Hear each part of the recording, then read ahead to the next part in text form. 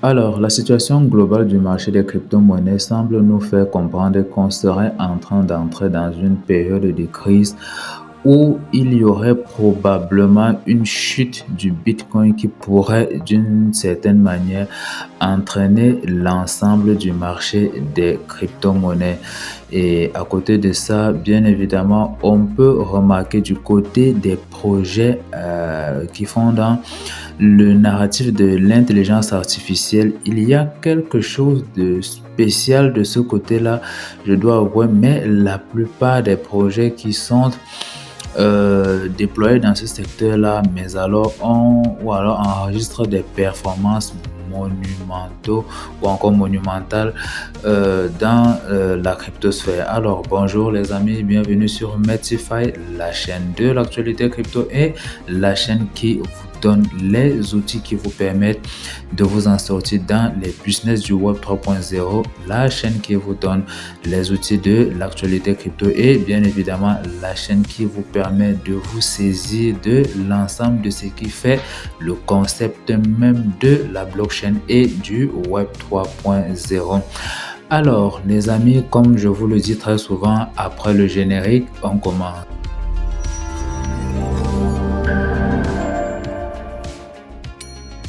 Alors, les amis, comme je vous le disais tout à l'heure, quand on regarde la situation globale du marché, il y a quelque chose qui semble inquiétant quand on veut aller un peu dans les détails. Les choses changent plutôt parce que quand on va regarder le Fear and Greed actuellement, surtout si vous comparez par rapport à la dernière vidéo, le Fear and Greed était aux alentours de 77, 78 et aujourd'hui, on le retrouve précisément aux alentours de 74 de Fear and Greed. Et vous savez très bien que le Fear and Greed présente quelque part l'état émotionnel du marché dans son ensemble.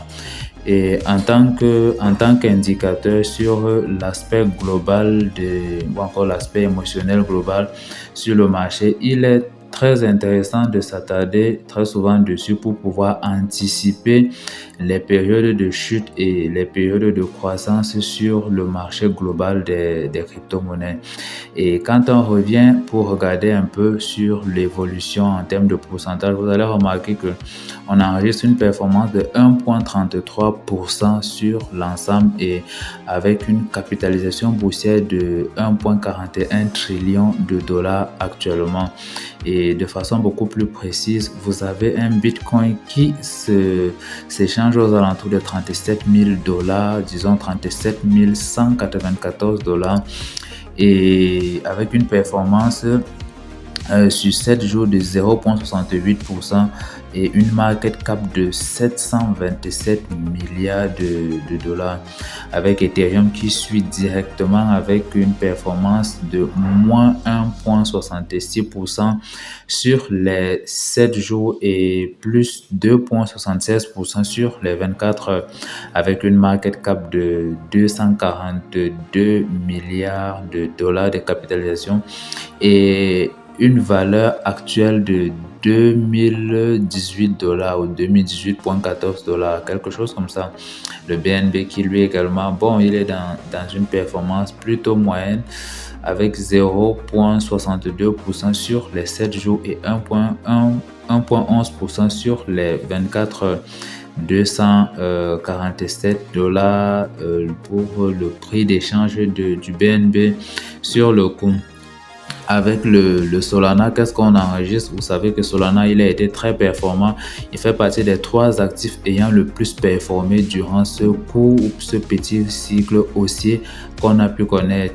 Il y avait Solana, il y avait Link et il y avait également un autre jeton. C'était quel jeton déjà? Bon, il ne me revient pas directement en tête, mais Chainlink, Solana et ce troisième jeton là sont les jetons qui ont le plus performé durant ce cycle aussi. Bon, peut-être si le nom me revient, je pourrais vous le balancer. Donc on peut observer donc un léger retracement de Solana aux alentours des 59 0,79 centimes pour le prix d'échange et une capitalisation de 25 milliards de dollars et une performance sur 7 jours de 2,73% et sur 24 heures de moins 1,67% pour la valorisation d'échange. Bon, c'est pas Avalanche en tout cas, ou c'était Avalanche, je ne sais plus trop, mais pourquoi l'actif il me revient pas en tête, mais en tout cas si je le retrouve je vous le file. Et pour le coup quand on va faire la suite de l'actualité crypto, on a une actualité là qui nous fait comprendre que le Bitcoin est en train de persévérer vers les 40 000 dollars malgré le fait que les volumes sont en train de baisser. Et vous savez que quand vous êtes un trader, que vous fassiez du swing trading ou du day trading ou alors je ne sais pas trop, ou alors si vous êtes un investisseur à moyen long terme, vous savez très bien qu'il y a des périodes durant lesquelles il faut prêter attention à plusieurs indicateurs, soit pour pouvoir faire des profits, pour pouvoir récupérer ces profits et pouvoir racheter à la prochaine baisse, soit pour plusieurs autres raisons. Et pour le coup, vu qu'on est en train de dire que les volumes sont plutôt baissiers sur Bitcoin, alors que la trend de Bitcoin continue d'être haussier, on peut à ce moment-là se faire l'idée d'une possible divergence. Mais est-ce que c'est vraiment le cas d'une divergence sur le Bitcoin? Ça, il vaudrait mieux se rapprocher des graphiques pour pouvoir regarder. Là, c'est pas suffisant parce que si je m'en tiens à ceci, clairement, on est convergent sur le Bitcoin. Donc, tout suit son cours, ce qui fait que en allant dans ce sens-ci, on est beaucoup plus susceptible de casser la barre des 37 000, 38 000 dollars pour aller chercher le support des 40 000 dollars sur le Bitcoin. Donc, c'est à peu près ça. Et du coup, quand vous savez une telle chose, ce que je peux encore ajouter, c'est que vous savez très bien que le prix du Bitcoin a trouvé un soutien près du niveau des 35 500 dollars après un déclin constant enregistré la dernière fois. Et les taureaux ou encore les bulles du Bitcoin étaient actifs au-dessus du niveau des 35 500. On tradait les trades se faisaient à ce niveau-là avec récupération bien évidemment récupération des légères performances sur le Bitcoin. Et ils ont même pu commencer une nouvelle augmentation depuis le moment des 35 500 dollars avec le Bitcoin également. Et il y a eu un mouvement au-dessus du niveau de résistance des 36 500 et 37 000 dollars. Le prix a grimpé au-dessus du niveau de retracement de Fibo de 50% de la vague descendante de la balançoire 37 950 dollars au plus bas de 35 518 bas. C'est ce qu'on a pu enregistrer sur le Bitcoin et vous pouvez exactement le retrouver là avec les trois supports de couleur verte qu'on observe là, parce que là la ligne bleue c'est la ligne de tendance Toko, disons une représentation, une figuration de dans quel sens est-ce que le graphique est en train de tendre, et on peut voir que la courbe est particulièrement haussière. Pourquoi pas dire qu'il sera possible, si on se fait rejeter une fois de plus ou plusieurs fois par ce support-ci, on pourra revenir encore. C'est vrai qu'on a de légers supports. Là. Disons que c'est le support j'ai dit tout à l'heure, 36 500 là. Là, parce qu'on était aux alentours, quand j'ai regardé ici, on était aux alentours des 37 195. Donc disons que si on devait revenir quelque part ici, on serait aux alentours des 36 000 quelque chose et plus bas 35 000 quelque chose. Disons ça d'abord comme ça parce que je ne perçois pas très bien sur ce graphique-ci. Et si c'est le cas, je voulais vous faire comprendre que ce sont des lignes de support, et ce qu'il faut comprendre, c'est que le prix a même grimpé au-dessus des 37 200 au niveau des 37 200 $ et Bitcoin se négocie maintenant à l'heure où je fais la vidéo aux alentours des 37 129 comme on a vu tout à l'heure, et de la moyenne mobile de la moyenne mobile simple de 100 heures, de la moyenne mobile simple de 100 heures. Il y a aussi une ligne de tendance haussière clé qui se forme avec un support proche des 36 700 sur le graphique horaire de la paire Bitcoin USD, et à la hausse, la résistance immédiate est proche du niveau des 37 350 $ et il est près du niveau de retracement Fibo de 76,4% de l'ordre descendante de l'oscillation 37 950 au plus bas 35 518 $ de prix, et un mouvement clair au-dessus de la résistance, des 37 350 $ pourrait envoyer le prix vers le niveau des 37 800 $, et la résistance clé suivante pourrait être proche des 38 000 $ à ce moment-là, et une clôture au-dessus des 38 000 $ clairement pourrait commencer dans une forte augmentation vers la recherche des 38 500, 39 000, etc. En tout cas, on sera cette fois-ci sur une course clairement haussière pour aller rechercher le support des 39 000 et pourquoi pas dire des 40 000 $ pour le Bitcoin. Donc soyez beaucoup plus attentifs à cela. Et il pourra même commencer, si jamais on se fait rejeter, on pourrait plutôt commencer à avoir un déclin pour aller rechercher les 36 700 et plus bas même encore. Donc essayez de surveiller vos positions par rapport à ces différents supports si vous les avez en tout cas là sur le graphique en couleur verte. Et si on doit pousser avec l'actualité cette fois-ci, qu'est-ce qu'on a? Je pense que de ce côté, laissez charger pour voir. On a Chronos Research All Operation after losing 26 millions de dollars in security breach. Donc on a Chronos qui a perdu près de 26 millions de dollars. Je ne sais pas dans quel contexte, c'est de l'anglais. Bon, vous moquez pas de moi en tout cas. En fait, après avoir lu l'article, qu'est-ce que moi j'ai compris? J'ai clairement compris que le 19 novembre, Chronos Research a révélé un incident de sécurité impliquant, voilà ça, si je ne me trompe pas, oui, il a relevé un incident de sécurité impliquant un accès non autorisé à ses clés API, à ses API key.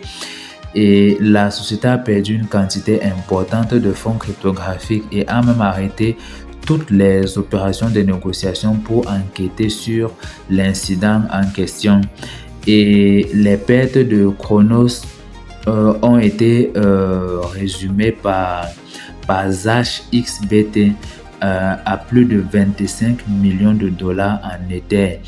Et Chronos a déclaré que toutes les pertes seraient couvertes en interne et qu'aucun partenaire ne serait affecté par la perte en question. Et bien que Chronos n'ait pas encore fait de point sur son processus de reprise, la société a déclaré qu'elle souhaitait reprendre les activités dès que possible. Et WooX, une autre entité de crypto-monnaie, a également suspendu ses opérations en raison de cet incident-là.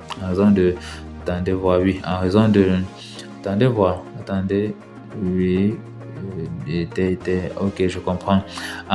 WooX a également suspendu ses opérations en raison de l'incident qu'il y a eu sur Chronos. Et a même souligné qu'il va reprendre également les activités sur le marché à terme au comptant et perpétuel un peu plus tard, ou encore dès lors que le problème sera résolu. Cependant, donc, certains membres de la communauté crypto en ligne ont souligné sa relation peu claire avec Chronos sur le coup. Et du coup, de toutes les façons, quel que soit le niveau de relation, on sait très bien une chose, c'est que conserver les fonds sur les échangeurs de crypto-monnaies centralisés constitue quelque part un énorme risque. C'est pourquoi il est très souvent préférable de les conserver sur son propre wallet décentralisé, je précise. Si on poursuit avec l'actualité, qu'est-ce qu'on a? Je pense de ce côté, on a une bataille idéologique entre les démocrates et les républicains du côté des États-Unis par rapport aux crypto-monnaies, bien évidemment. Vous savez que de leur côté là-bas, il y a une tendance qui vise beaucoup plus à imposer les CBDC aux citoyens américains. Et on a également un autre parti qui trouve que imposer les CBDC aux citoyens, c'est imposer quelque part une contrainte aux libertés individuelles par rapport à la jouissance vis-à-vis de l'argent. Vous savez très bien que les Américains, ce sont des viveurs, et sachant que les CBDC ont pour principe fondamental, ont pour inscription de base dans leur code un moyen de contrôle sur vos finances, de telle sorte que vous pouvez être là, vous avez vos finances, et pour une quelconque faute, le gouvernement porte atteinte à vos finances directement sans vous demander votre avis. Et du coup, les démocrates ont adopté donc une position prudente en ce qui concerne donc les crypto-monnaies et privilégient même une politique de régulation stricte pour protéger les utilisateurs et la stabilité du système financier de leur côté là-bas. Ils ont également exprimé leur inquiétude quant au risque de fraude et de manipulation des marchés sur certains actifs cryptographiques. C'est vrai que le marché des crypto-monnaies peut encore être victime de beaucoup de volatilité, ce qui pour eux constitue un risque pour la sécurité des citoyens. Mais moi, je me pose même souvent la question, sont-ils vraiment inquiets pour la sécurité des citoyens, ou bien l'enjeu se situe un peu plus ailleurs au niveau de leurs propres intérêts à eux? Et donc, en tout cas, ils visent une approche beaucoup plus réglementaire qui va favoriser dans l'innovation de la technologie. Donc, il y a un débat, en tout cas, il y a un débat entre donner place ou bien faire place à une réglementation qui va permettre de développer le secteur, ou alors donc continuer avec cette position qui vise à ne rien faire avancer du tout. Et les chamailleries, donc, ça se maintient beaucoup plus de ce côté-là. Donc, ils mettent en lumière le potentiel disruptif de ces avoirs des crypto-monnaies et leur importance quand même dans une économie moderne. C'est ce qu'ils parviennent quand même à souligner. Donc, c'est ce que j'ai pu avoir sur cette actualité-ci.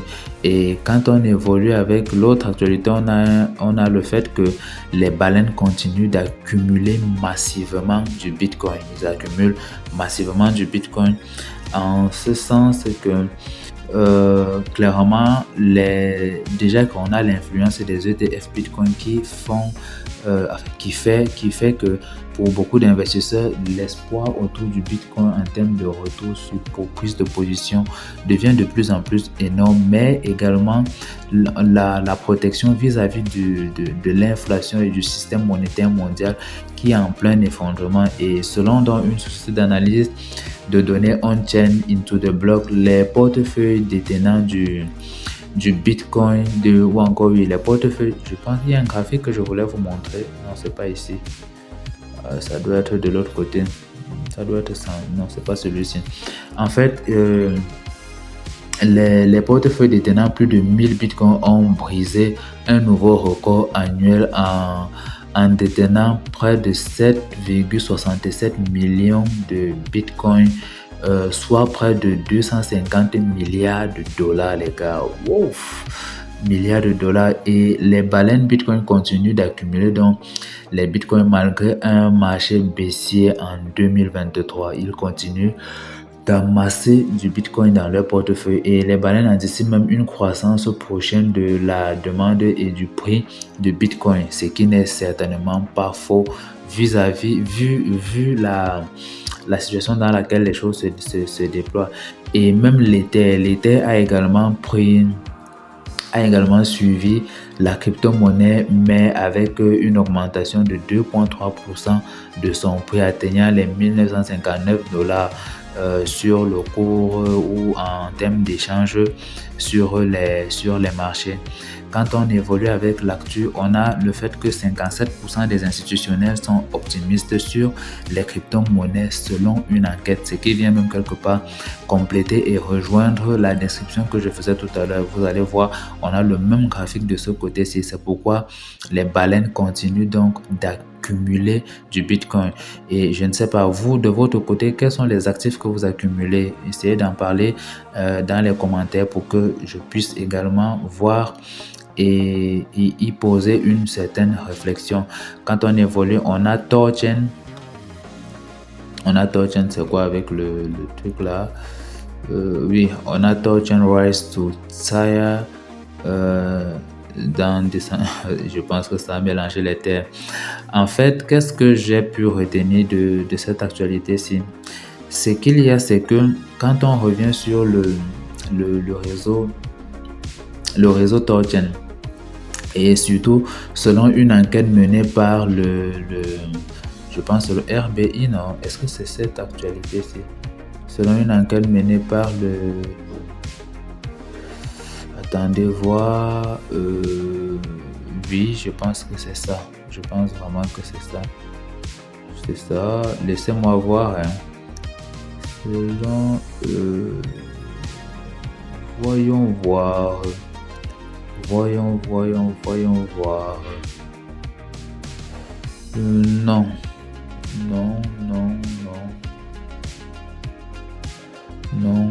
Ouais, c'était pas ça. En tout cas, on va évoluer. Voici une actualité plutôt intéressante où le débat porte beaucoup plus sur la CBDC. Et une étude de la BRI relève un enjeu crucial pour la protection de la vie privée. Et c'est toujours ce débat dont je vous parlais tout à l'heure qui fait un peu table entre les républicains et les démocrates du côté des États-Unis d'Amérique. Premièrement, vis-à-vis des libertés individuelles de tout un chacun, parce que la CBDC porte atteinte vraiment à ce niveau de liberté-là. C'est-à-dire, vous travaillez dur, votre pognon, vous le gagnez dur, vous l'avez dans votre portefeuille et vous avez quelqu'un qui est capable de vous dire que ok, il vous retire tel crédit sur votre portefeuille sans votre avis, peut-être parce que vous avez, je ne sais pas, posé un acte, je ne sais pas trop, de X ou Y intérêt. On vous dit que non, là, vous allez être sanctionné.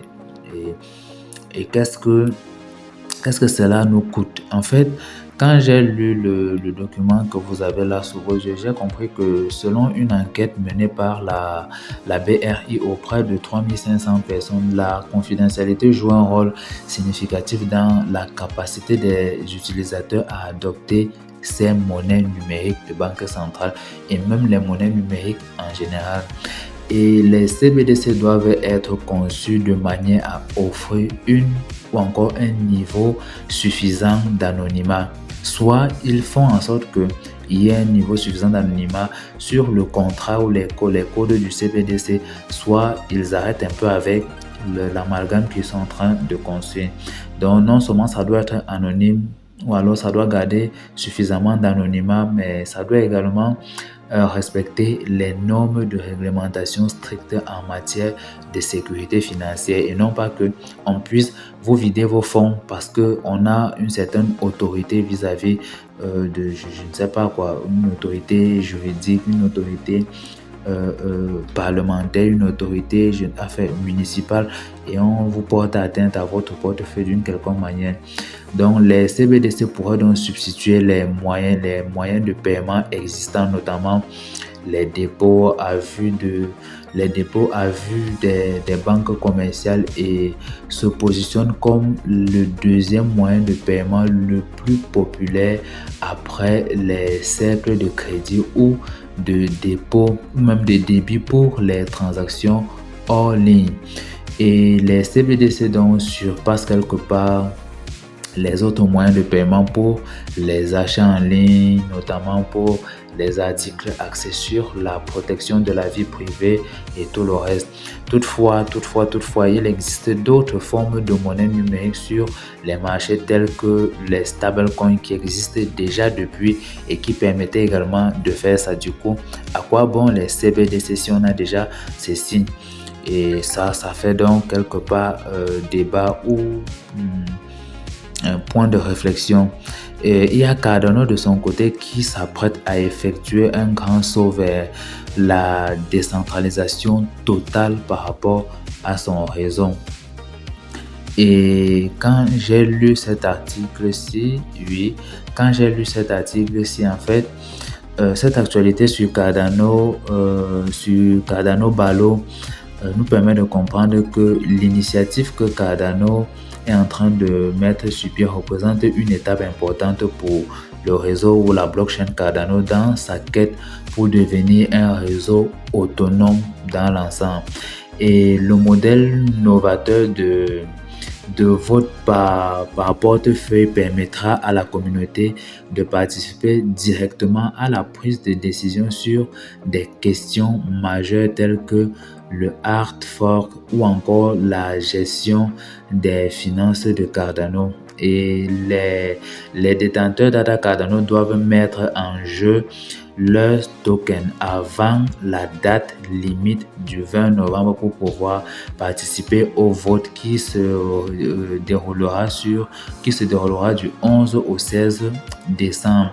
Donc c'est à peu près comme le principe basé sur le proof of stake qui permettent aux personnes qui aimeraient être des validateurs, disons que ce sont des validateurs, des personnes qui vont représenter la plupart des utilisateurs sur le réseau Cardano et vont donc être des décideurs sur ce réseau-là.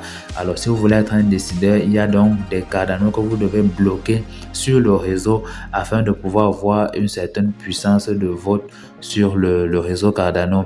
C'est à peu près ça.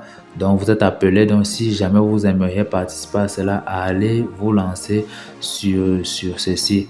Donc, c'est quand même quelque chose d'évoluer sur le réseau Cardano, mais bon, en tout cas, pour l'actu ici, on a une augmentation des taux d'intérêt associés à l'USDT sur Coinbase, ce qui fait que si vous mettez vos USDC en stacking sur Coinbase, il y a des taux d'intérêt qui ont été augmentés. Si c'était de 2%, peut-être c'est passé à 3%.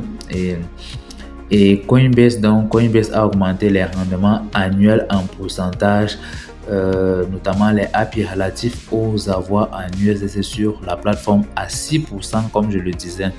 Et cette évolution du taux annuel semble répondre à une stratégie consistant à stimuler l'adoption du stablecoin sur le marché des crypto-monnaies. Cependant, les détenteurs du USDC ont signalé la variabilité des taux d'intérêt affichés sur leur tableau de bord qui varie de 0,58% à 5%, des variations à mettre en perspective avec l'absence de certains risques associés à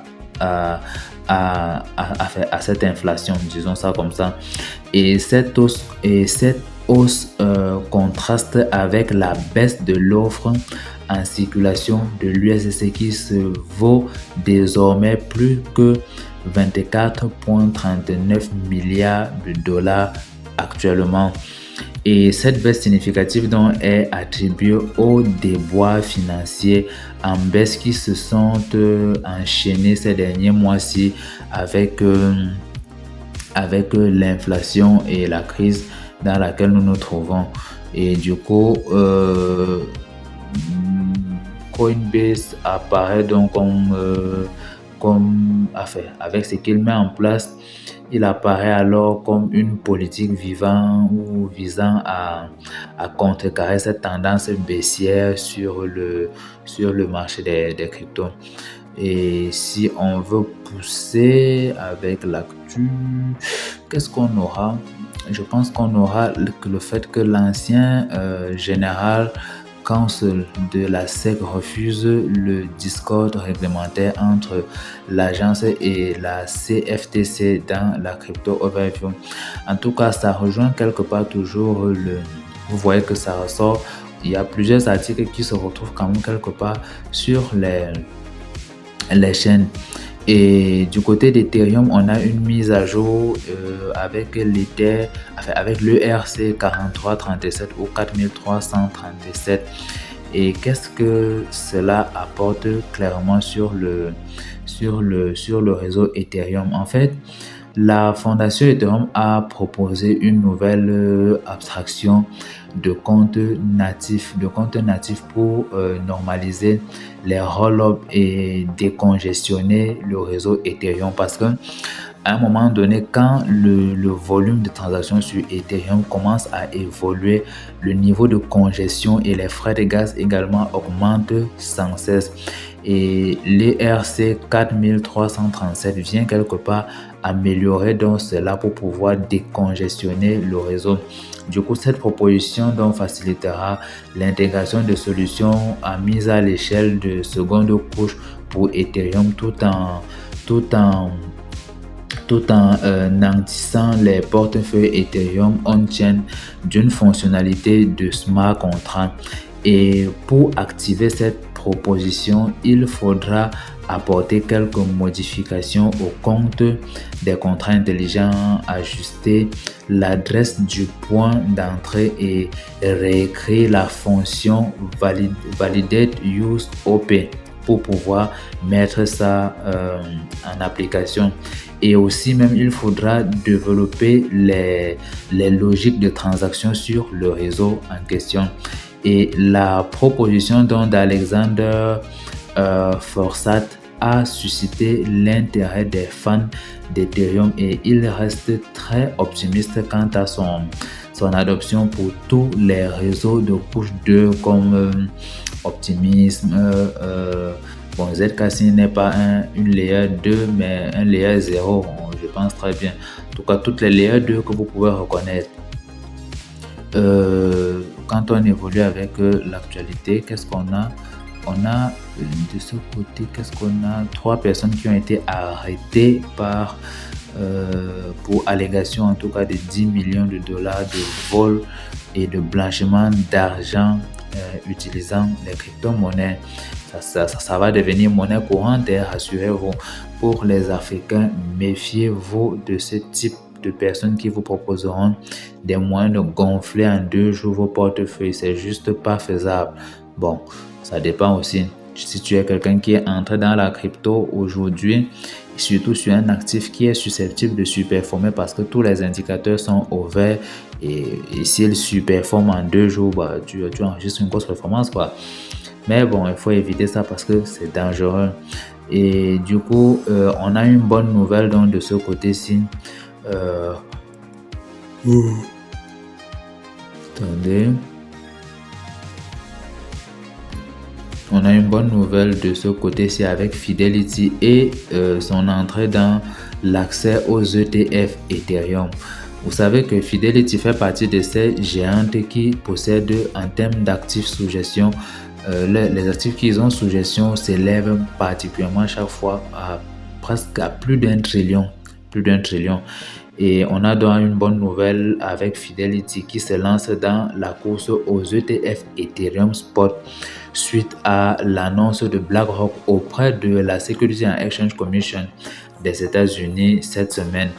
Et ce fonds nommé Fidelity Ethereum Trust serait donc échangé sur la bourse CBOE, la CBOE CBOE BZX, et constitue la 7e demande de la sorte après Van Eck, ARK Invest, BlackRock, HDEX, Grayscale et Ivesco. Fidelity met donc en avant le fait qu'il existe des ETF spot aux États-Unis pour s'exposer au cours de l'Ethereum, pouvant donc selon elle causer du tort aux investisseurs cherchant des alternatives quelque part, ce qui fait toujours entrer la liquidité sur les marchés. C'est tout ce qui nous intéresse.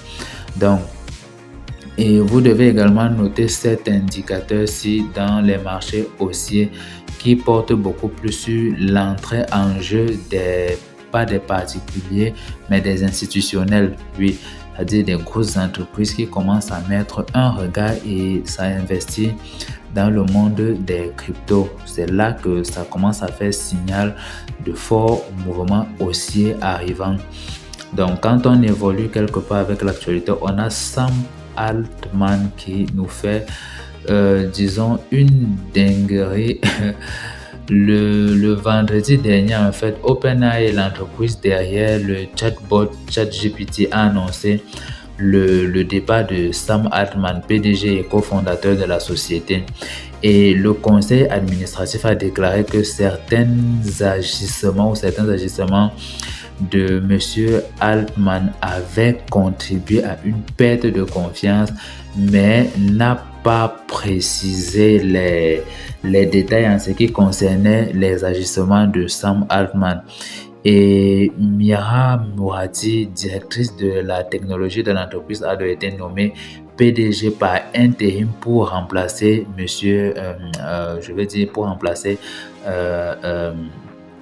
pour remplacer l'ex-PDG Altman. Et Greg Brockman, président du conseil d'administration et cofondateur d'OpenAI, a également annoncé son départ après qu'il y ait eu un tel bruit dans la structure. Et les prochaines semaines donc pourraient apporter plus de clarté sur les situations, tandis que le conseil administratif œuvre pour nommer un successeur permanent de Sam Altman sur le coup. Et qu'est-ce que la suite de l'actualité nous apporte toujours par rapport à cette situation? C'est en fait les investisseurs. Vous savez que quand vous êtes investisseur dans une structure, en fonction de la taille de votre investissement, vous pouvez également avoir un certain niveau de vote, de prise de décision sur la structure. Et cette semaine, dans le conseil administratif, non, est-ce que c'était le conseil administratif? Non, cette semaine, le Microsoft et d'autres investisseurs ont réclamé à ce que Sam Altman revienne sur les lieux en tant que PDG de la structure. Donc c'est à peu près ça. Et du coup, si on veut évoluer avec l'actualité, on a le fait que Binance, qu'est-ce que Binance nous fait? Binance et la question du terrorisme se fait saisir par les autorités américaines pour X ou Y raison. En fait, il semble que les liens potentiels de Binance avec le financement du terrorisme suscitent des préoccupations au Congrès américain et les législateurs souhaitent donc obtenir des informations complètes sur plusieurs aspects essentiels. Ils veulent des précisions sur les portefeuilles crypto liés à des organisations terroristes de leur côté et ils veulent également savoir la durée des campagnes de collecte de fonds numériques de ces groupes et les mesures prises par le gouvernement américain à l'encontre de ces avoirs illicites. Et il est important d'avoir de la transparence sur cette question délicate-ci parce que à côté de ça, ça peut engendrer mais alors beaucoup de crises à la fois dans la sphère crypto comme dans le monde réel. Et du coup, pour la dernière actualité, je pense que c'est celle-ci. Pour la dernière actualité, on a le marché crypto et on a un indice qui repasse en positif pour la première fois depuis mai 2022. Et c'est un indicateur qui peut permettre de comprendre qu'on ne serait pas loin d'un marché, mais alors monumentalement haussier. Parce que d'après les experts de Reflexivity Research, la variation sur 90 jours des approvisionnements agrégés de stablecoin est devenue positive pour la première fois en 1 an et demi, parce qu'avant ça prenait bien plus de temps. Et cela signalerait donc une augmentation de la liquidité en chaîne exprimée par le biais des stablecoins et pourrait même être perçu comme un signe d'entrée des capitaux dans l'univers des crypto-monnaies. Du coup, les stablecoins sont largement utilisés sur le marché pour acheter des crypto-monnaies et une augmentation de l'offre peut quelque part entraîner donc une poussée sur les actifs. Et dans l'optique d'achat futur, les investisseurs commenceraient donc par rechercher leur portefeuille de stablecoin, par recharger leur portefeuille de stablecoin. Donc, ce qui pourrait être un signal haussier pour le marché des crypto-monnaies. Donc, préparez-vous. Tendance du Bitcoin haussier, tendance de l'Ether haussier, petite plus ou moins bonne nouvelle. Et un Fear and Greed qui regresse un peu pour nous dire que mais pourquoi tout ça? Restons juste vigilants et n'oubliez surtout pas de liker, de commenter et de vous abonner en cliquant sur la clochette de notification pour ne pas rater la dernière vidéo. Alors, ciao ciao et